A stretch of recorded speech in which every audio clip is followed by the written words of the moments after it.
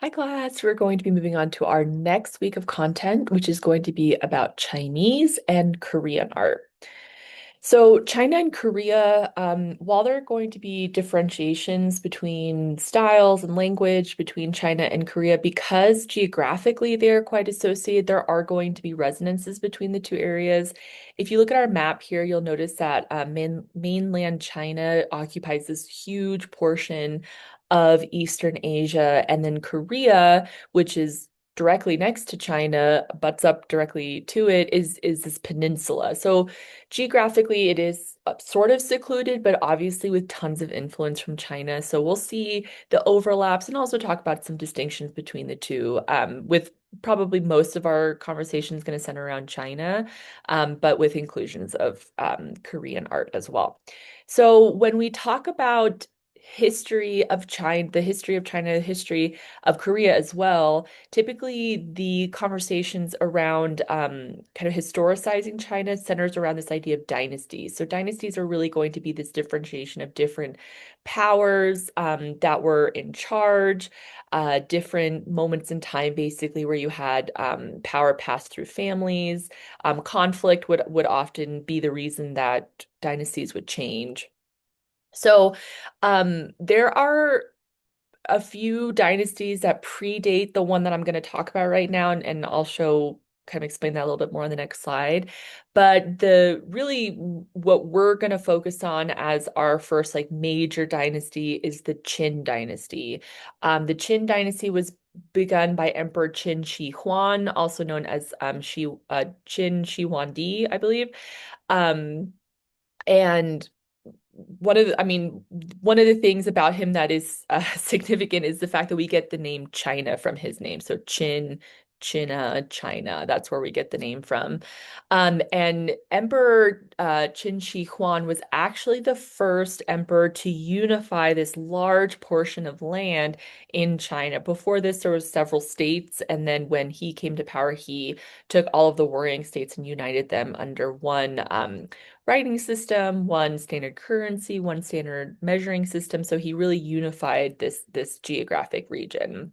He was also the emperor who began the construction of the Great Wall of China, which China is obviously very well known for as being an important fortification, important way of getting messages to different parts of China. So also an important architectural project. He is also important in terms of changing the perception on how power should be distributed. He actually was part of the changing this idea that power should be passed purely through bloodline and really thinking about passing power and different positions of power through merit, which is, a big change and is going to, ostensibly put the best people in positions of power that could be, if you have more experience or more ability to do something, then you do a good job in a particular position. So we have these other dynasties that play important roles, and I'm mentioning these because we are going to be looking at these different dynasties. So the Tang dynasty, the Yuan dynasty, the Ming dynasty also flourished significantly.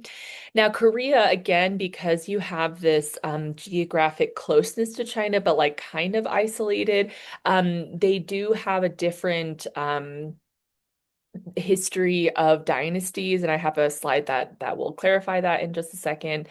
But we do know that there was a lot of trade and interaction with China, but also with Japan. So that's also going to have significant influence as well.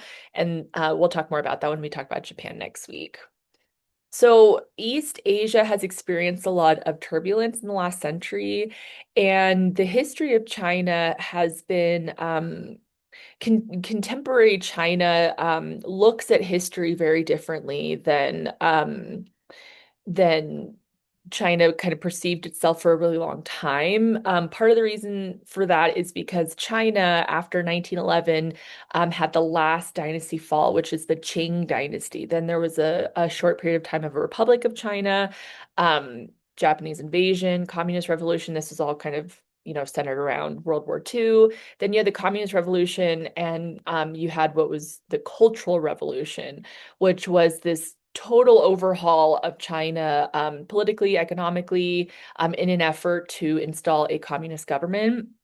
And in the process, one of the things that they tried to do was really leave the past behind. They wanted to leave behind any dogma, anything that would situate them to the past so much that they wouldn't be able to embrace a future of technology and economic power, all of these kind of things. So there was a little bit of a rejection of their history, and that's sort of slowly changing. But there was a period of time where especially religious and historic works were sidelined um, because of this sort of political motivation to move past the past and to embrace a future that is different. Korea also had a turbulent 20th century. There was Japanese occupation, there was World War II, and eventually Korea divided into North and South Korea. That is the the the geographic reality today is that there's North and South Korea, which have two very different types of governmental structures. And there's still a lot of conflict around that. And then you have you know, conflict still that exists between the two powers. I just wanted to mention that we are going to be focusing on China uh, from this period of time where we're going to be looking at recognizable, sort of like more I'll put like these ancient works, but we do have prehistoric works of art too that we're sort of sliding past. So for example, I have these mounds which come from Korea, and these would have been very, very old burial grounds that give us a lot of insight into perceptions of death and the afterlife. And so we are going to be skipping a lot of that, but I do want to give you a sense that China and Korea have this really long history. And while we're sort of diving into, sort of the middle of things happening, there is this, um, there's lots of artwork, architecture that is coming before that we're just for the sake of time going to be sort of sliding past and focusing on something a little bit later. I wanted us to quickly look at this chart of the dynasties of China, and I also have one for Korea that we'll look at briefly, just to again give you a sense of how Chinese history is typically organized, in these separate dynasties, these periods of time, and understanding the dynasties can give you a little bit of insight into the type of art and architecture that's being produced. The first dynasty that gets referenced in Chinese histories is the Xia dynasty, which is partially a legendary dynasty. We don't have like confirmation that it was an actual dynasty that existed. The Shang dynasty is the first dynasty that we have evidence did exist. That we know for a fact existed. Then you have the Zhao dynasty, the Warring States period, and then eventually the Qin dynasty. So again, we're going to be focusing, on this time period of the Qin dynasty, and then after that. But obviously, there's lots of art and things being done before that, just to give you an insight of how time is organized within Chinese history. On the next slide, I have another chart or timeline that gives you a sense of Korean history. So again, we have these different dynasties that are in power at different times, and then things look very different today. But just to give you a sense of how time is organized when we're looking at these places. All right, now I want to give an overview of some of the concepts we're going to see when we're talking about Chinese and Korean arts and culture on a sort of a general scale.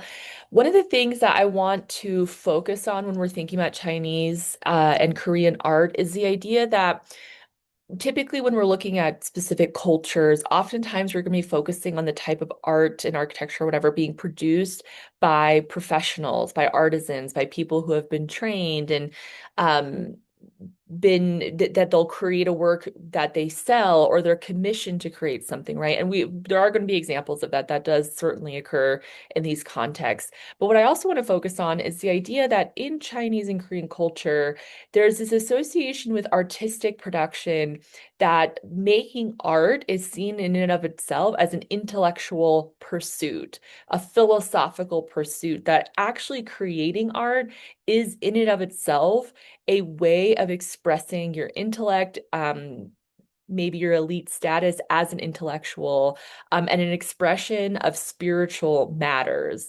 Now, that sounds kind of weird or complicated, but when we look at some examples, I think it'll make a little bit more sense. But I just want you to get the sense that creating art is itself a pursuit that is going to be an expression of your own spirituality and your own philosophical thinking. And that's really going to be rooted specifically in Taoism, which we're going to talk more about in just a minute. So, calligraphy, poetry writing, painting, all of these things are seen as meditative practices. It's not just a matter of, oh, I want to make something and sell it and make money off of it, but rather of I want to cultivate my spirit, my soul. I want to elevate myself. So I'm going to paint, I'm going to do calligraphy, I'm going to write a poem. Like these are things that you do to fulfill that pursuit of intellect. Calligraphy in particular is really important. We talked a lot about calligraphy during Islamic art. It's similar in Chinese art. Calligraphy is going to be an expression of artistic. It's artistic. It's seen as a form of artistic expression as well as part of this philosophical pursuit, and we'll see some examples of that. There are different scripts in Chinese calligraphy, and I have like a example here to show you that there are scripts that are more legible, that are meant to be more for like record keeping, and then you get into more cursive scripts which are going to be more artistic and have more flow to them and are meant to be again an example of artistic expression.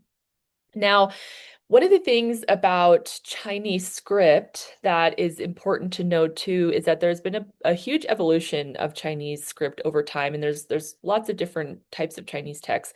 But Chinese text really originated as a pictographic language, meaning that the images that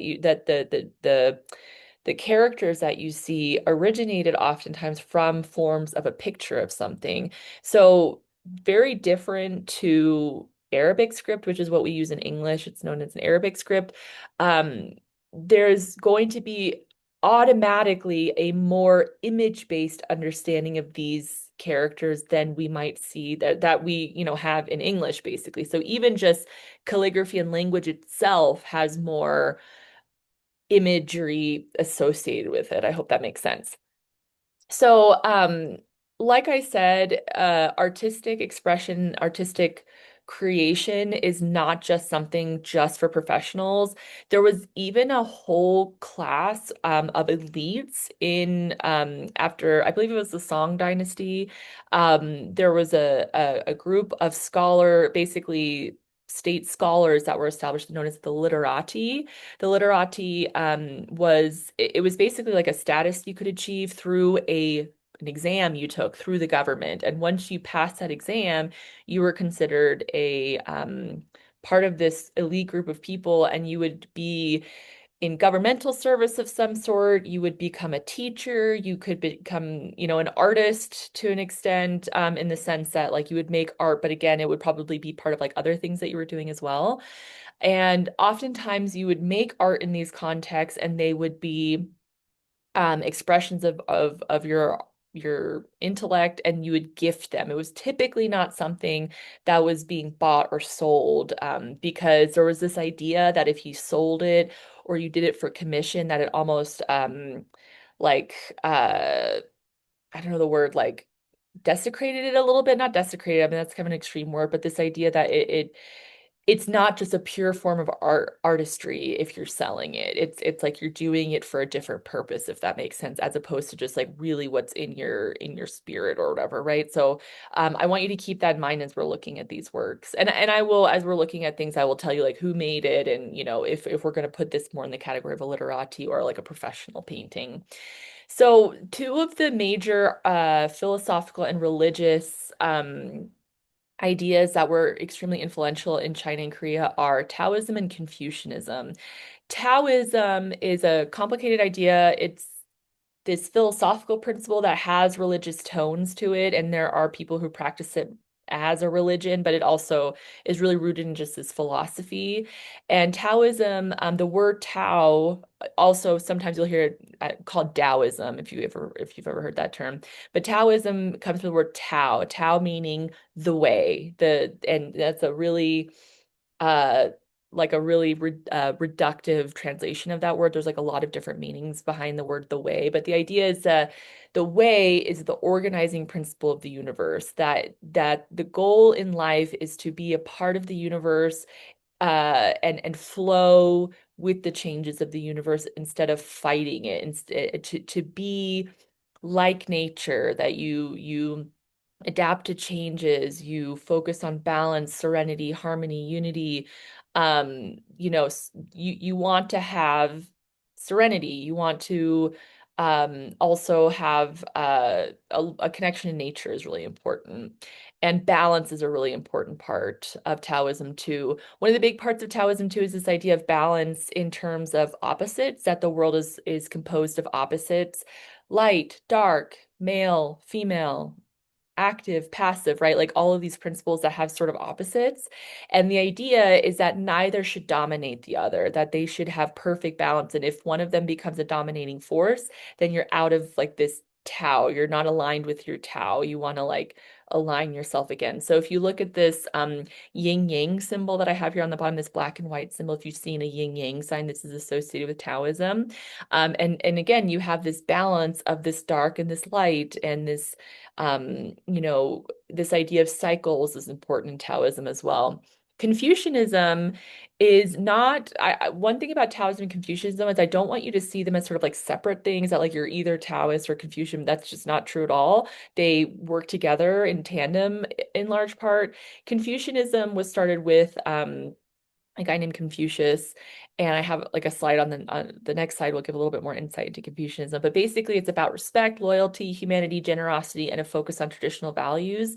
Really, Confucianism focuses on relationships and the idea of how to operate within certain dynamics of a relationship. So I'm going to go to the next slide and we'll get a little bit more into it. So Confucius was alive around 551 to 479 BC. He was a Chinese philosopher. He was a politician as well. And his philosophy really was about social relationships.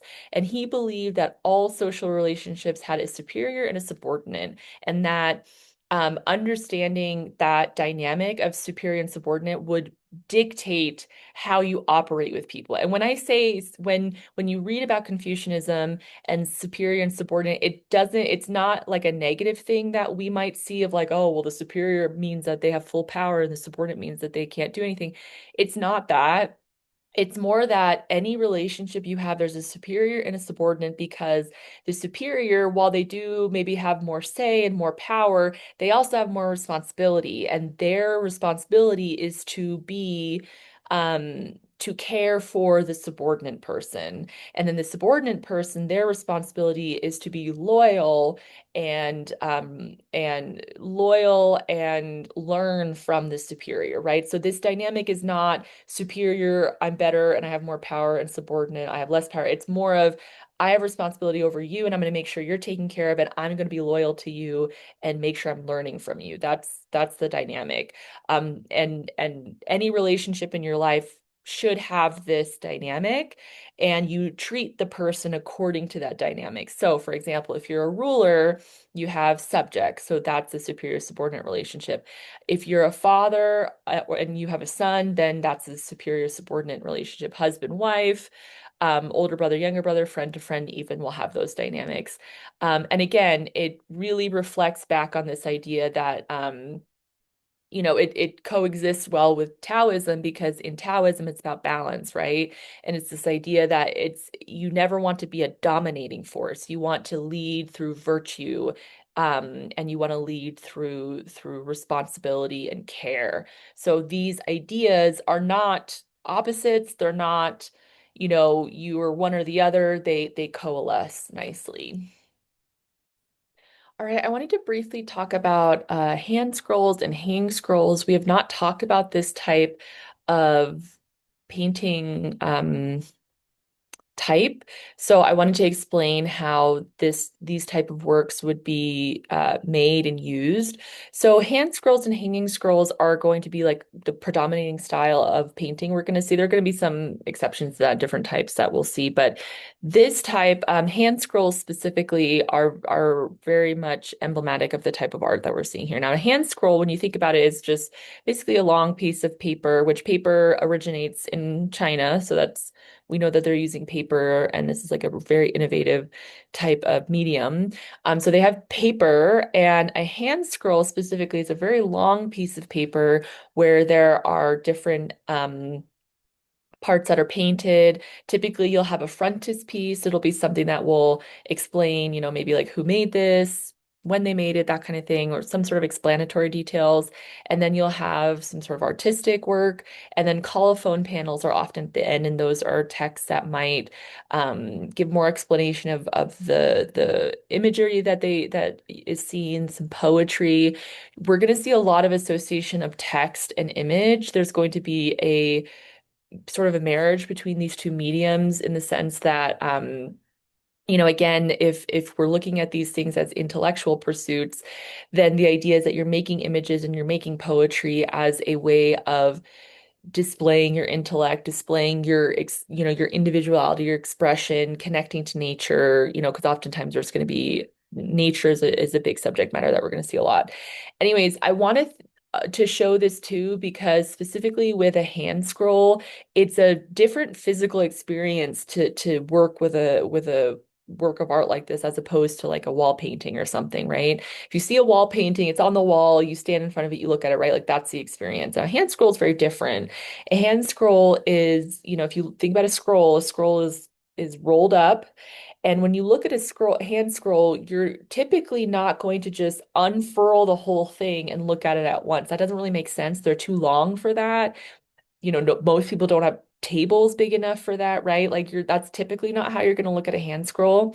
A hand scroll is going to be something that you experience bit by bit. So the idea is that you would unscroll one end of it and you would unscroll it and you would sort of look section by section. As you go, you start to fold the section that you're passing and then keep going. Also, typically we're going to be looking at text and images that are read from right to left as opposed to left to right, which is what we're used to in the West. But you're going to be looking section by section, and that's going to dictate the type of images that are made, right? Because if you're not looking at it all at once, you're really going to see examples of these really long narratives that are sort of going to take place. And there's like a temporal aspect. You have to look at this over time, right? Like you can't just look at it all at once. You're going to slowly look at it. And when you think too about the idea of these things as being intellectual pursuits, it's also going to have its own meditative element to it, right? Because if you're not looking at it all at once, you're taking it in slowly. You're invited to slow down, to contemplate, right? Like to look at something and to think about it and then to kind of see what comes next and to, like it's a slower process.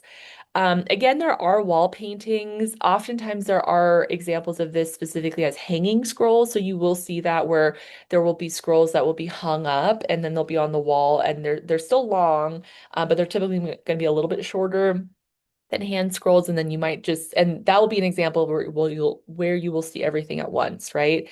But I do want you to think about the distinction between these two types of viewing experiences because it does dictate the type of images that are made, right?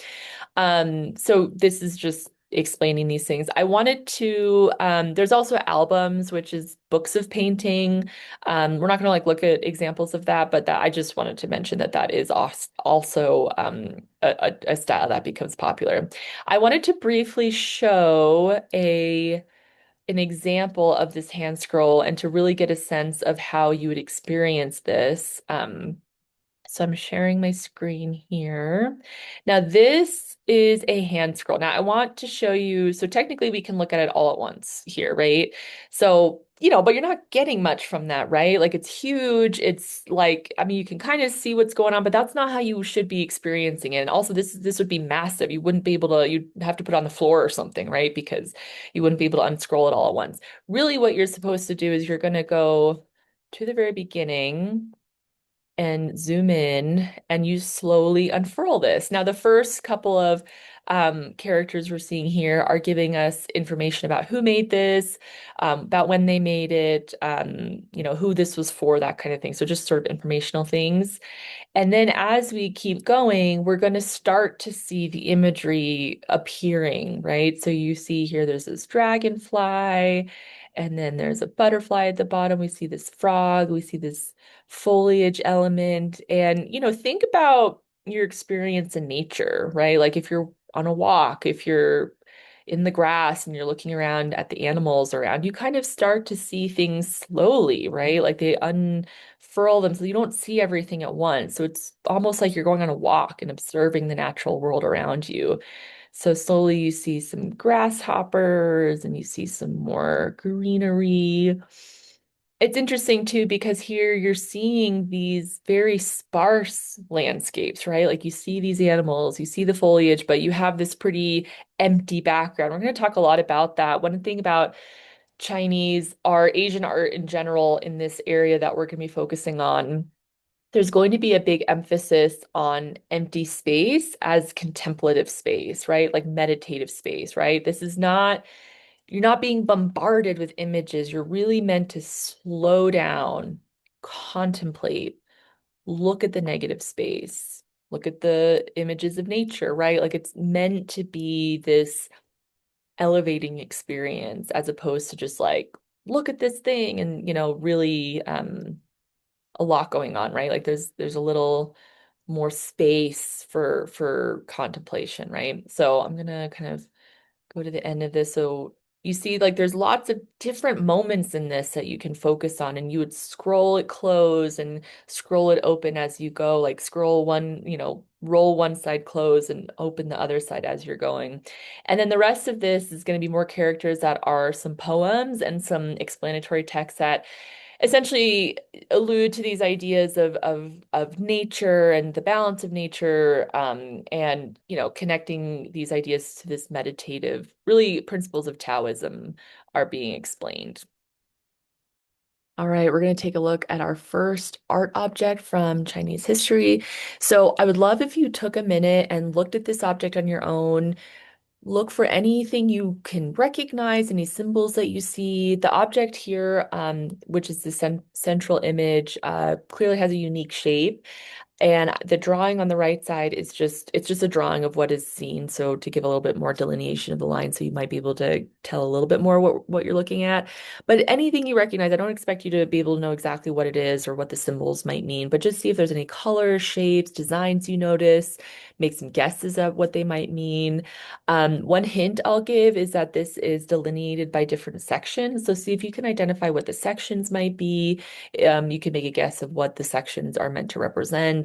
So take a minute, look at that. I have a couple other images to give close-ups so you get a little bit more of a sense of what is going on. There's a lot going on here, a lot of different objects and figures, which all have meaning to them. So we're going to spend a little bit of time trying to unpack at least some of this. Here's a couple, it's another image just to give it even more of a close-up. The closer you get, you really do start to hopefully recognize things and see if there's maybe animals you recognize, human figures. Yeah, see if there's anything you can tell. So this object is known as the funeral banner of Lady Di. So this is an object that was found in a burial site. So this was the burial site of an aristocratic lady, so a person of status, an elite person. So she had a very expensive funerary, like a tomb, essentially, a place where she was buried. So she died in 168 BCE during the Han Dynasty, and she was buried with this very lavish tomb. And she had over 100 objects with her inside this burial tomb. It's gonna maybe remind you a little bit of what we looked at when we looked at ancient Egypt. If you remember, there was lavish burials and they were buried with a lot of objects. Presumably that there's this idea that you get to bring those things with you into the afterlife. And it's so fascinating because the burial itself, there were multiple coffins, which we see also in ancient Egypt. They did the same thing. They had multiple coffins.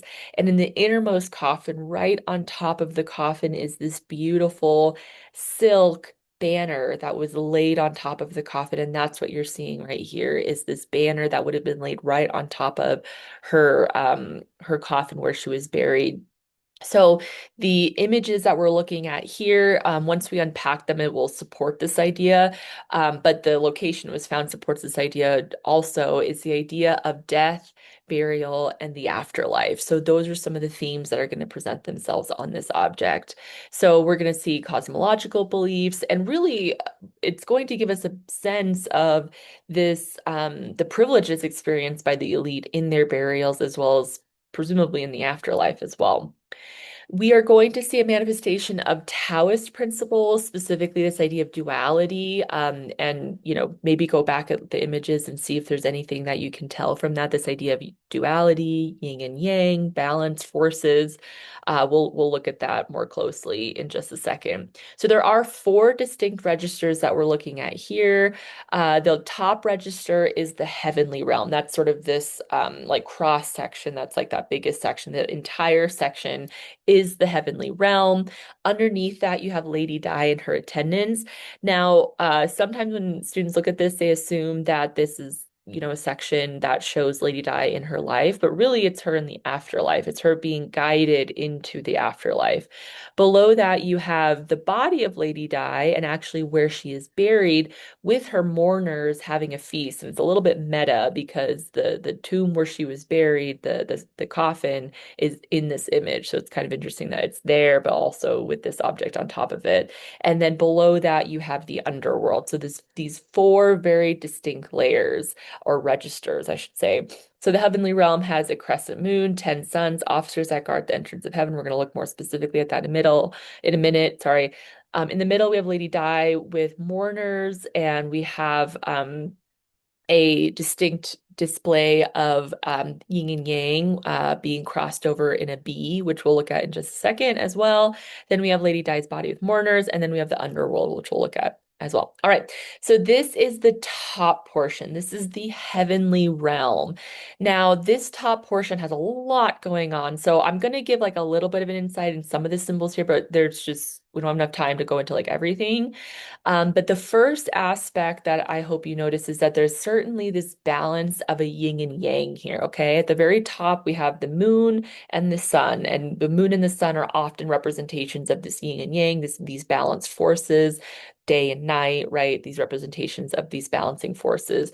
You have this toad here by the moon. You also have a jade rabbit, which is above the toad, which I hope you can see here. And then directly beneath the moon, you have this moon goddess known as Chang'e.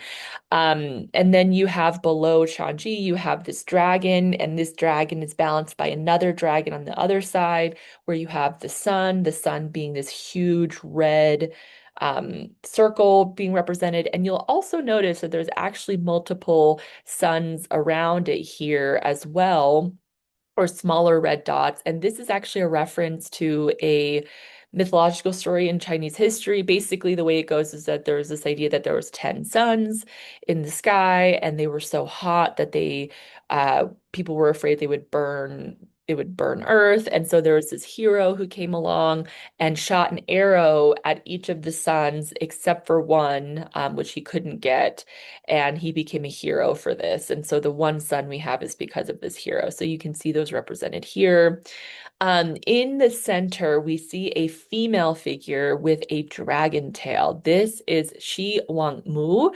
This is another mythological figure. She is often associated with ideas of immortality, the sacred feminine, yin and yang, Taoism. She's a significant figure in Taoism. So really to have her as the central figure on this entire object that is meant to display ideas of yin and yang makes a lot of sense.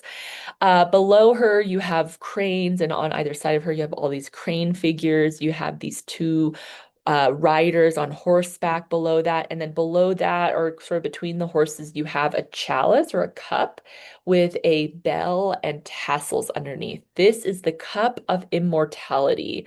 This is meant to be a signal of this idea of people who make it into the afterlife become immortal to a certain capacity. Then you have feline figures, and below the feline figures, you have two male figures who are meant to be officials who are seated guarding the gate to heaven. So again, you have this yin and yang, allusions to the afterlife. Let's keep going. Let's keep looking. So this is the next section directly below. This is Lady Di and her attendants, or the farewell scene. So you'll notice in the very center here of the image, you have this figure. This is Lady Di herself in old age. It's showing her um, probably how she would have looked right before she died. However, this is meant to be not a representation of her in life, but a representation of her traveling to the afterlife. She has mourners behind her. She's actually even being held up by a cane, which is quite interesting because in the burial site she was where she was buried, she was actually there was a cane found in it. So it's also kind of cool to see that reference there. There's a canopy above her that's being held up by owls, and then on the canopy itself, there are two phoenixes that are shown. We also on either side have two more dragons being showed. Now, these dragons are going to be really important because the rest of the dragon bodies are going to be intersected in the rest of the funeral banner, which we'll look at in just a second. So this is again meant to show this transitory period of her traveling into the afterlife. The next section that we have below that is the earth and funeral rites. The largest section, I hope you can tell, is you have these dragon bodies that are extending on either side. Again, yin and yang, these balance forces that cross over and continue to extend downward beyond that. So it's like kind of an interesting thing showing that there's this afterworld, like other plane, and then it sort of gets switched and mirrored, and then you have the earthly realm. I think that there's something really interesting about that. And it's intersecting in this B. B is spelled B-I. And this B actually has a lot of ancient origins in China. We can't really get into all of it, but basically, this is a significant symbol. And then you have hanging from the B this large tassel. Tassels are quite popular in design and decorative elements. And then below that, you have a funeral feast, and the funeral feast is showing the funeral or the honoring of Lady Di um, after she has passed away. And if you keep extending down, you'll notice that there's going to be an extension of the dragon's bodies as we keep going. So this bottom part is the underworld. The underworld, the central figure is a Telemon, and he's holding up the flooring of where the feast is taking place for the funeral. He is actually standing on these fishes with these entwined bodies, as well as tomb guardians. There's also dragon turtles, which are sort of on the top section here, and they have birds standing on top of them. And this really is beautiful, this beautiful section, because you also have the finishing of the tails of the dragon. So really almost the entire composition of the funeral is unified through the extension of these dragon bodies, this yin and yang, again, these balance forces. And you'll notice over and over again, there's just, these repetition of forms, right? Dragon turtle on one side, dragon turtle on the other, with a bird on top and the bird on top. The two fishes are being intertwined. We have the Telemon in the middle making this unified composition. You have these tomb guardians on either side, right? There's these balancing of each side of the composition. I have on each of these pages a link, and they all go to the same place. But basically, this is a full page that goes into the specific stories and mythologies and the narratives and the symbols that are found on this funeral banner, which we could spend so much time on. And there's so much here. But if you want to read more, feel free to click on that. And the last image I have here is the actual tomb of Lady Di, and I wanted to show you what it looked like where she was buried. There's tons of different objects here, lavish, extravagant, costly objects, luxury items that she would have been buried with, presumably that she could take with her into the next life. And in the very center, you'll notice the coffin, and you have that funeral banner right on top of her coffin where she was buried. All right, now we're going to look at our next work of Chinese art. This is a hanging scroll. So again, we have been looking at these different scroll styles. This would be one that would have actually been hung up so you can see this all at once. Although this is a very large scroll, so you're still going to, if you see this in person, be able to focus on different sections and have this be, like a contemplative, meditative viewing experience, sort of like we talked about with a hand scroll as well. So this is Travelers Among Mountains and Streams by Fan Quan. This is possibly the last surviving work from Fan Quan. And we know it's from him because his signature is integrated into the bushes. You can kind of see it at the bottom here where you can see the donkeys. But there's a video I'm going to show and it gives a close-up of that, which I think will help people see it. So this is a very large hanging scroll. This is about 9 feet tall, so it's massive in size. And again, when you have something that is that massive, and you think about, the size of like however tall you are, and you would stand in front of it, this is going to be larger than any of us, right? And so this is going to give you the opportunity to focus on different sections and to look at different things. This was created at a pretty tumultuous time in Chinese history, and there is a belief that from scholars that a lot of artists were grappling with that through the types of works that they were creating. Oftentimes there would be elites or scholars who'd become recluses as a way to sort of ignore the chaos and to just really focus on meditation, Taoist practices, even Buddhism. Buddhism becomes an influence as well in a lot of these principles. And again, if you remember our discussion of Buddhism, Buddhism focuses a lot on meditation and being able to become one with the universe. Nature becomes an important part of that. This particular image is oftentimes credited as being inspired by Neo-Confucianism, which Confucianism, again, it's Confucianism is this idea of ethics around your interaction with people.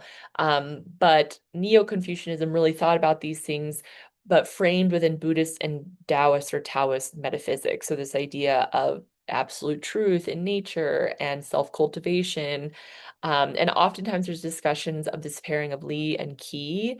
Again, this balance as a Taoist principle. So Li is this idea of principles, the underlying pattern of reality of the cosmos, and then Qi being a vital force or energy that occupies the space. So it's sort of this balance between the the structure of the universe of reality and then the forces that dictate the things that happen in it. So here you'll see that the image itself is an image of nature. You have this large cliffside, you have this that gives this verticality to the composition, then you have this horizontal section with these mountainous structures and this pathway at the bottom. So you have this juxtaposition of this large horizontal and then these vertical planes that are sorry, I did that backwards. Vertical and horizontal juxtaposed next to each other.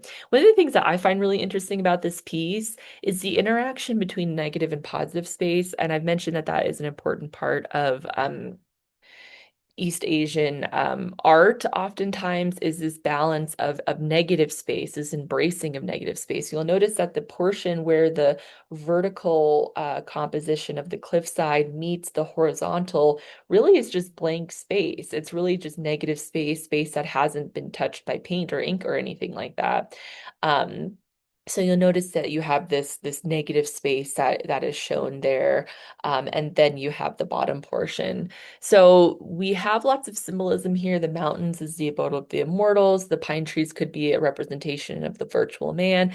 But the overall composition that you're seeing here is really just a focus on a landscape, a massive landscape, right? So when you think about this massive landscape, you don't really think about humans or realize that there are humans present in this image right off the bat. And this is meant to be this metaphysical representation of the universe, right? That really, in the grand scheme of things, humans are tiny, tiny, tiny portions of the grand universe. So you'll notice here in this picture where I have this close up that you have these donkeys and then you have a shepherd basically behind the donkeys, right behind him or behind them. And again, you can't see that person right off the bat. He's tiny in comparison to this larger depiction of the landscape that really the cosmos, the universe, nature, all of these things overpower human and our small concerns and things with our daily lives are so small in comparison to the vastness.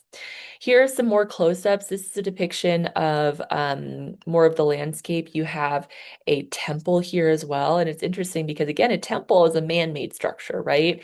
And the man-made structure is dwarfed. It's tiny compared to the rest of the landscape. And the temple itself is also very reminiscent of the way that you see the trees. It really blends in, right? When we get to architecture, we'll talk more about that. But there's realistically that is part of architecture, specifically temple architecture, is meant to integrate itself into nature because nature has seen itself as a sacred place. But again, for the larger purpose of this composition, it is also feeding this idea that man-made structures, man-made concerns are small in comparison to the vastness of the universe. And here's another close up to show you where these donkeys are and then the human behind this figure. And then you have some waterways here. Again, lots of negative space and some of it becomes ambiguous of exactly what is water and what is land or rock. And I think all of that is meant to show this unity of the universe, unity of nature, while also giving this negative space as contemplation, as this idea of being a little bit more minimalist. And I have this fantastic video that I'm going to integrate here that is going to give you some really cool close-ups of this hanging scroll as well. All right, we're going to look at our next work, which is actually an example of Korean portraiture. We're going to see some things that are recognizable, but I did want to focus on a portrait because we're looking at a lot of landscapes, but I also want to show that there are figures in, Korean and Chinese art as well. So this is a portrait of Sin Suk-ju. This is a Korean soldier. He was considered quite important at the time that he was alive. He was also a great scholar. So again, there's this idea within Korean and Chinese views of society that it's not just about being like a good soldier or a good government official or whatever. Like there's this idea that intellect is also important, that the way that you live your life and cultivate your soul is also important, which can be done through artwork. So while he was a soldier and he was loyal to the government at the time and he was considered to be a government official, he also was a great scholar and he also compiled this text known as the Hwagi, which are commentaries on painting. Basically, he put like a almost like a database together of the works of art in the palace, in the court's collection, and commentaries on it. So again, he's kind of doing all these different things as a way of showing he's a cultivated person. This scroll itself is a hanging scroll. It's about 5 feet tall. It's on silk. I haven't really mentioned that, but that's a common medium is silk would be used as a base for art. So the insignia, the pattern that you see on the front of Sin Sukju is actually symbolic of the status. It displays the status that he was at this time. He was a second grade civil officer. So while for people who don't know about these symbols, for us, it might just look like a pretty design or something, but, similar to how military officers, if you see military officers with certain insignia or patches or things like that, those give an indication of, their role or what they've participated in. This is similar to that.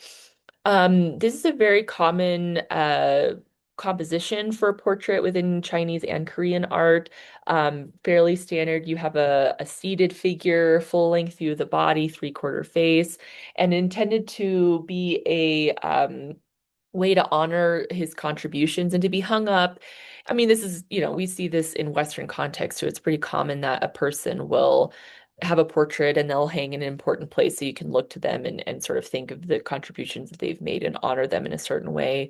And it also contributes heavily to this idea of Confucianism, right? This idea that you want to be honoring the people, the relationships that are important.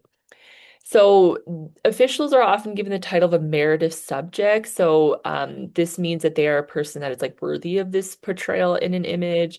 And it also can be seen as a way of connecting to ancestors. So this becomes a common practice as well as having portraits done of your ancestors in order to honor them after they pass away. The face that we see is actually meant to be a likeness of the figure as opposed to just like a standardized version. If you look really closely, there's actually lines and displays of wrinkles, which give us a sense that this is meant to be like a realistic portrait of this figure as opposed to some like idealized version. And this was a portrait that was copied many, many, many times. So that tells us that this person was quite important and that the image itself was an important image, right? So that tells us that it's not just this particular image that becomes, like, oh, this is just a good example. It's like, no, this is actually an image that becomes a commonly repeated image.